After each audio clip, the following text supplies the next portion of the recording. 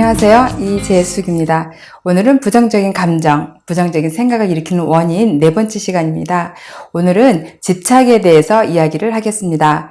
우리가 일상 속에서 집착하는 것이 꽤 많죠. 크게 사람, 그 다음에 어떤 물건, 그 다음에 환경, 이런 것들인 것 같습니다. 먼저 사람은 가장 우리를 괴롭히는 게 과연 사람이 아닌가 이런 생각을 해요. 사람에 대한 기억, 그 사람에 대한 아픈 기억, 이런 것이 가장 괴롭히는 것 같은데요. 예전에 한 10여 년 전인 것 같아요. 전화가 왔어요. 그 당시에는 I love school 해가지고 그걸 통해서 이렇게 친구들을 많이 연락을 하는 이런 프로그램이 있었는데 그걸 통해서 이제 한 친구가 제 연락처를 알았나 봐요. 그 전화가 왔어요. 그래서 전화를 받았더니 재수가 나 현숙이야 이렇게 얘기하는 거예요. 그런데 현숙이가 되게 많아요. 이현숙, 최현숙, 김현숙 너무 많아서 어떤 현숙이라고 하더라고요. 그래서 현숙아 반갑다. 잘 지냈니? 이렇게 그래 너는 결혼은 했니? 애는 몇이니? 이렇게 이제 호구 조사를 막 하는 거죠. 호구 조사를 한 1분 좀 넘게 했나? 그리고 이제 호구 조사 얼추 이제 끝났어요. 그리고 이 친구가 대뜸 이렇게 얘기를 해요. 재수가 너 그 여자 소식 아니? 이렇게. 그 여자 누구? 그랬더니 우리 5, 6학년 때 담임 이렇게 얘기해요. 그래서 우리 담임 선생님 이렇게 얘기하니까 선생님은 개뿔 이렇게 얘기하는 거예요.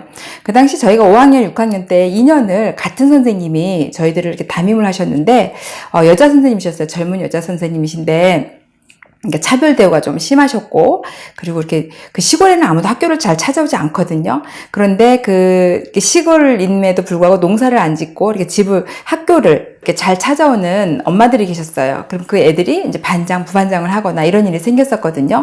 근데 이제 현숙이가 좀 옷을 잘 입었었대요. 옷을 잘 입으니까 선생님이 엄마를 학교에 오시라 해라 이렇게 했는가 봐요. 그래서 얘가 그 얘기를 이제 안 한 거죠. 또 설령했다 하더라도 이제 엄마 아빠가 학교에 오실 일이 좀 힘들어요, 시골은. 그래서 이제 엄마 아빠가 학교를 안 오시니까 선생님이 이렇게 교탁 옆으로 아이를 불러놓고 왜 엄마 안 오시냐 하면서 꼬집었다는 거예요. 그래서 정말 여기가 막 허리 이런 데가 시퍼렇게 멍들었다 하더라고요.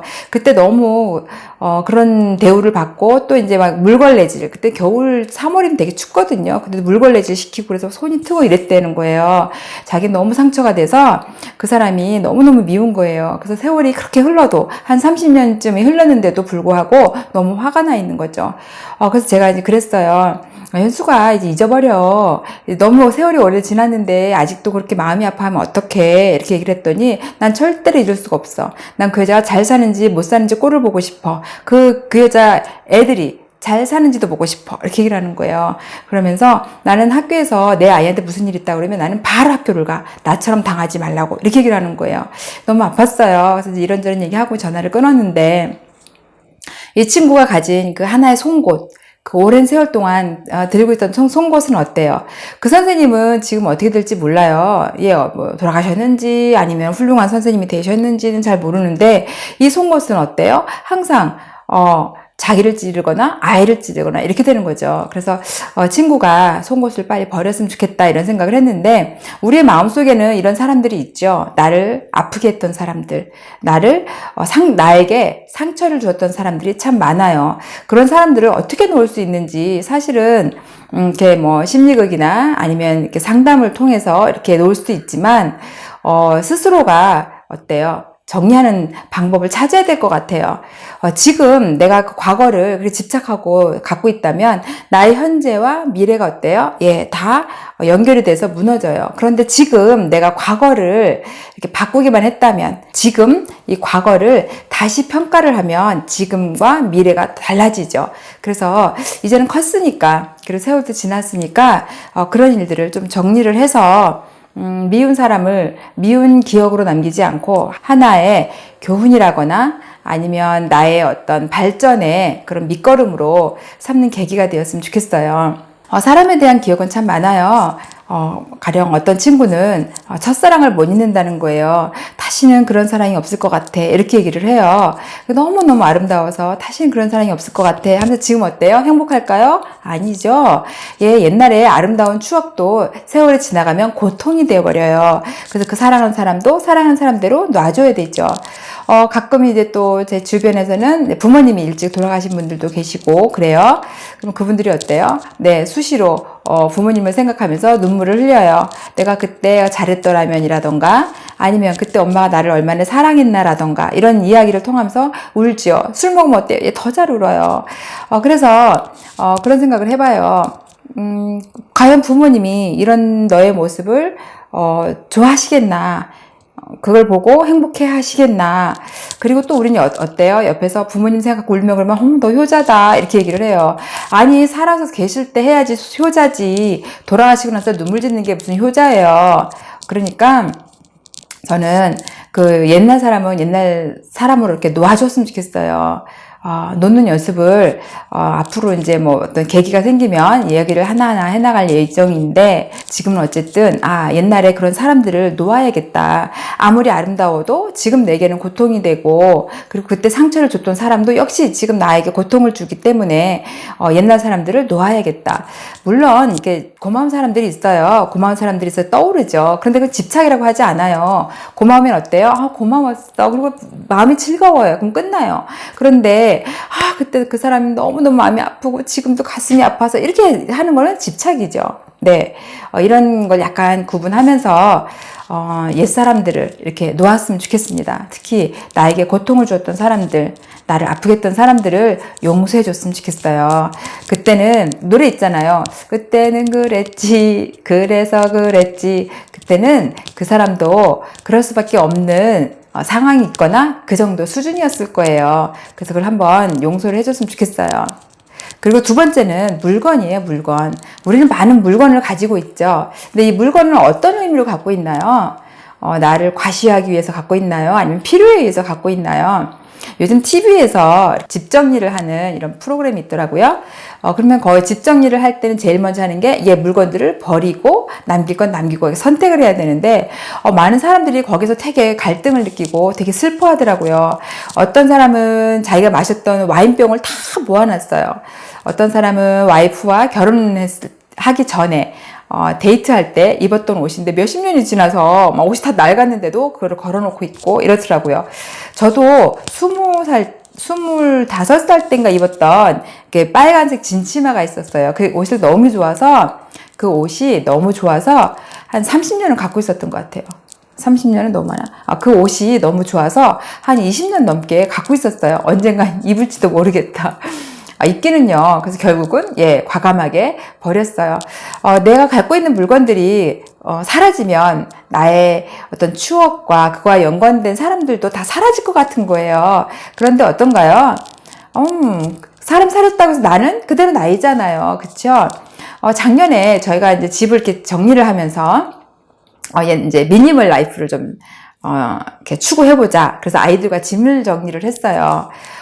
우리 딸애가 좀 약간 냉정하게 자기 짐을 정리를 하는데 그 많은 상장이고 성적표를 다 버리는 거예요. 그래서 이 상장을 왜 버려? 이 이쁜 것들인데. 그랬더니 엄마 이 상장은 어디에 쓸 거예요? 이미 지나간 거예요.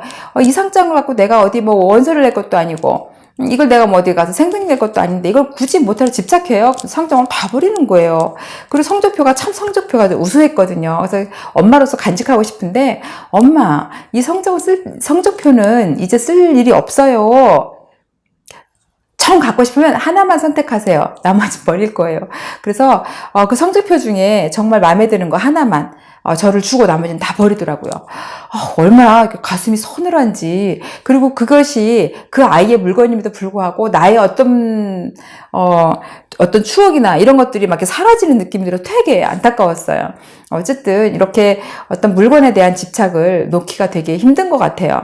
예전에 이제 한번 법정 스님의 화분 이야기가 생각나요. 무소유에서 나오죠. 화분을 하나 선물을 받아서 그 화분을 이렇게 키우다 보니까 어디 출타를 하면 이 화분이 걱정이 돼서 오래 머물지 못하고 돌아오는 거예요. 그래서 이 화분을 사랑하지만 이 화분에 대한 나의 일상이 이렇게 매여 있고 내 생각도 집착이 되어 가서 어때요? 이 화분을 누군가에게 선물을 해줬더니 자유롭더라 이런 얘기가 나오죠. 그 얘기를 듣고 저도 나의 물건에 대해서 집착하지 말아야겠다 싶어서 그동안 쌓아놨던 것들 있잖아요. 선물 받았던 것들, 아니면 제가 향수병을 모으고 있었는데, 향수병들, 이런 것들을 이제 박스에 다 이렇게 담았어요. 그랬더니 한 큰 상자에 2상자 정도가 나오더라고요. 그래서 그거를 차 트렁크에 싣고 다니면서 얘기를 하거나 어디를 방문하거나 누가 필요하다 그러면 막 꺼내주는 거예요. 너무 재밌더라고요. 그거를 나는 언젠가 쓰겠지라던가 누가 선물해 준 거라서 아니면 또 비싼 거라서 이렇게 갖고 있었는데 그것보다도 내가 그런 의미로 갖고 있는 것보다 누군가 필요해가지고 주었을 때 그 사람이 막 기뻐하는 그 모습이 더 행복하더라고요. 그래서 여러분이 여러분이 소중하다고 생각했던 것들 언젠가 쓰겠지 아니면 누가 사준 거라서 아니면 비싼 거라서 뭐 이랬던 거를 한번 모아보세요. 모아서 한번 나눔을 해보세요. 정말 그 행복이 크실 거예요. 한번 어느 날 저희 엄마 집 옆집에서 불이 났어요. 그래서 그 불이 우리 엄마 집으로 이렇게 막 넘어올 땐 거예요. 그래서 너무 이제 당황해가지고 엄마가 집 밖으로 뛰쳐나오셨는데 뭘 들고 나오셨는지 아세요? 큰 옥장판을 들고 나오신 거예요. 그거 혼자 들기 되게 어렵거든요. 근데 그걸 들고 나오신 거예요. 그래서 불이 집으로 번져서 뭐 이렇게 큰 사고가 난 건 아니고 이렇게 정리가 된 후에 제가 한번 이제 여쭤봤어요. 엄마, 아니 그 많은 물건 중에 뭐 통장이라던가 뭐 하다못해 금붙이다 있을 건데 왜 옥장판을 들고 나왔어요? 그랬더니 엄마가 내 정신이 아니었나 보다. 내가 순간적으로 집이 불타나면 어디서 자지? 잘 생각에 옥장판을 들고 나오시는 거예요. 그래서 이제 화재가 진압이 되고 나서 다시 옥장판을 집으로 들고 들어가시려고 하니까 도저히 못 들겠는 거예요. 그래서 2사람이 그걸 들어서 집에 갖다 놨거든요. 그래서 참, 그 당시에는 엄마 힘도 셌다면서 무의식적으로 이제 그거를 들고 나오셨는데 막상 생각을 해보니까 우리가 막상 급하거나 아니면 뭐 내일 죽거나 하면 어때요? 가져갈 물건이? 없지요. 가져갈 수 있는 물건이 별로 없어요. 그런데 살면서 왜 이렇게 집착을 할까요? 명품백에도 집착을 하기도 하고요. 큰 아파트 평수에 집착을 하기도 하고요. 멋진 자동차, 폼나는 옷, 이런 거에 너무 많은 집착을 하는 건 아닌가, 이런 생각을 해요. 이제는 집착보다는 필요에 의해서 물건을 하나 사더라도 이것이 꼭 필요한지 아니면 다른 것으로 대체할 수 있는 건지 한번 생각해 보시고 이제는 물건을 선택하셨으면 좋겠어요. 나의 선택이 그렇게 작은 것이 아니라는 생각을 한번 하셨으면 좋겠어요.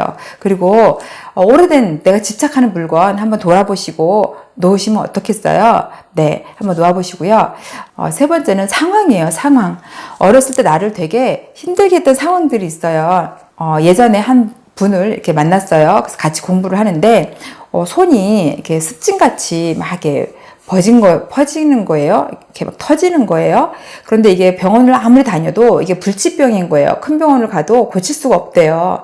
그래서 이제 음식을 하더라도 이렇게 이제 비닐 장갑을 끼고 일회용 장갑을 끼고 하고 이렇게 했었는데 이렇게 얘기를 들어보니까 어렸을 때 되게 큰 상처를 받은 기억이 나는 거죠. 성폭행을 당하고 너무 상처를 입은 거예요. 그것이 그 하나의 사건이 여러 가지 나의 성장 과정과 나의 어떤 인간적인 관계 그리고 아이에게까지 영향을 미치는 것을 이분이 발견을 한 거예요. 그래서 같이 공부하면서 그 마음을 자꾸 놓았죠. 그 상황을 놓고 그때 내가 느꼈던 수치심, 죄책감은 내 탓이 아니다. 그래서 다시 자신의 자존감을 이렇게 회복을 한 거예요. 올 봄에 지나가면서 선생님 밥 한 그릇 해요. 그래서 이제 밥을 먹었어요. 그때 갑자기 짠 이러는 거예요. 네? 그랬더니 선생님 다 없어졌어요. 몇 년에 걸쳐서 그 마음을 이렇게 다 놓았더니만 손이 다 나은 거예요. 너무 신기하지 않아요? 이런 일이 정말 많아요. 이렇게 마음 공부를 하다 보면 많은 분들이 내가 왜 아픈지를 모르는데 아픈 것이 다 낫고요. 내가 화가 나고 이유 없이 막 이렇게 슬펐던 것들이 다 치유가 되더라고요. 그래서 그때 그 상황들을 한번 놓으시는 연습을 했으면 좋겠어요. 누구에게나 그런 상황이 있죠. 특히 나를 이렇게 주눅들게 했던 상황들, 어렸을 때 나에게 막 이렇게 욕을 했던 어떤 사람들 또는 부모님이 나에게 이렇게 자존감을 낮게 했던 그런 상황들이 많죠. 예전엔 부모님 너무 바쁘셨잖아요. 그래서 이제 학교 공부도 짧으셨고, 그래서 뭐 어떤 흔히 우리가 얘기하는 어떤 자신의 정서를 돌보고 이렇게 하기가 너무 힘들어서 그냥 되는 대로 열심히 사시는 그런 분들이 참 많았어요. 그 과정에서 어때요? 자식들이 그 화풀이 대상이거나 이런 걸로 되면서 많은 상처를 받았죠. 성폭행 을 당한 그 뇌의 사진과 어렸을 때 이 바보야 너는 하는 게 없다 이 멍충아 이렇게 언어적인 학대를 당한 뇌 사진이 같다고 그래요. 그래서 우리는 그런 상처로부터 벗어나도록 이제 노력을 해야 되는데, 벗어나야지 한다고 벗어나지가 않아요. 더 어때요? 그냥 바로 어제 일처럼 생각나고 화가 나고 이렇죠. 이럴 때는 그때는 그랬고 그래서 그랬지. 지금 나는 어때요? 나는 커요. 이제 어른이고 그런 걸 감당할 수 있을 정도로 이제 나는 이제 커버렸어요. 그래서 그때 어린 나를 너무 그 어린 나로 머물지 말고, 그때는 그럴 수밖에 없었고 네 책임이 아니다. 그건 네 탓이 아니야. 그럴 수밖에 없었어. 그 사람들도 그럴 수밖에 없었을 거야. 그리고 너는 너무 어려서 그거를 감당하기 힘들었지. 하지만 어때? 지금 컸잖아? 지금 나이가 먹었어. 너는 아이도 있고 남편도 있고 다 뭐든지 할 수 있어. 이제는 그런 어린 아이를 이해해주고 보듬어주고 위로하면서 지금의 나로 사는 건 어떨까를 계속 얘기해줬으면 좋겠어요. 괜찮아. 괜찮아. 너는 지금 잘할 수 있어. 그리고 너는 지금 사는 거야. 옛날이 아니야. 너는 지금 사는 거야. 지금 여기에서 이 모습으로 살고 있어. 그러니까 힘내. 그리고 그때는 보내주자. 이렇게 자주 그 상황을 놓는 연습을 하셔야 되죠. 그렇지 않으면 어때요? 그 사람들, 그 물건들, 그 상황들 속에 지금의 나는 어때요? 매몰돼서 사는 것이 덜 행복해요. 그래서 이런 것들은 어때요? 예전에 그 코끼리 길들이는 얘기 들어보셨죠? 어린 아기 코끼리를 발을 이렇게 줄을 묶어서 기둥에 묶어놓고, 어린 코끼리가 발을 움직이려고 해도 못 움직이니까 얘는 이제 체념을 하게 되고, 그러면 어때요? 얘는 점점 자라면서도 어른이 돼서도 큰 코끼리가 되는데도 줄만 이렇게 감아놓으면 움직이지 못하고 나는 안 되는구나 하고 가만히 있다는 이야기죠.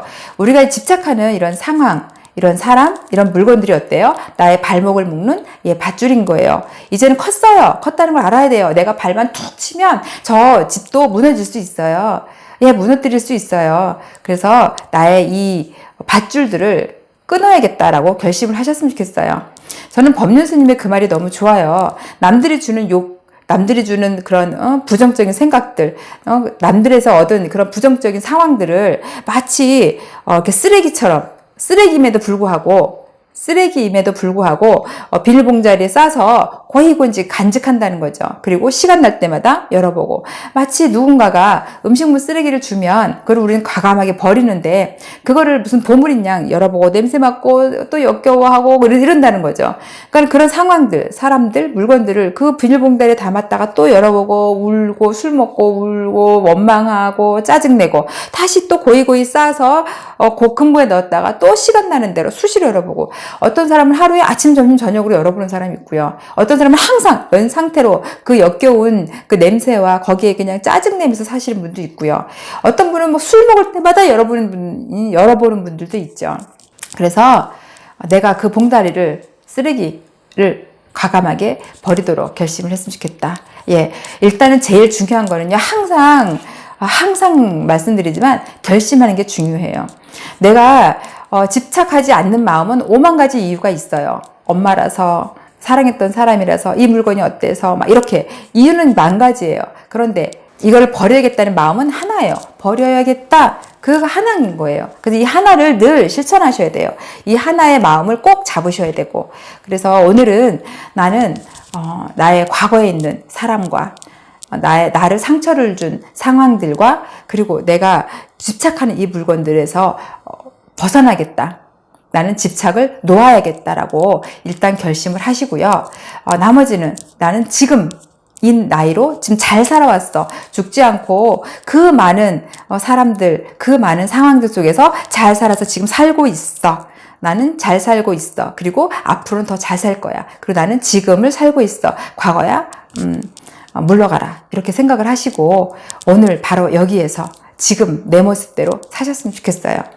어떠세요? 일단 마음 먹고요. 제일 먼저 물건부터 한번 버려보시죠. 내가 아꼈던 거라고 생각했던 것들, 아니면 샘플 받았던 것들, 뭘 하나 사는데 껴주었던 것들, 그래서 안 쓰고 있던 것들 있죠. 그런 것들 다 모아서 버릴 건 버리고 선물할 건 선물하면서 일단 물건부터, 제일 편하니까요. 상황하고 사람이야 이제 차차차차 마음 공부하면서 이렇게 버리도록 하고요. 일단 물건부터 한번 정리하시죠. 일어나서 바구니 들고 물건 한번 정리하러 가시죠. 수고하셨습니다.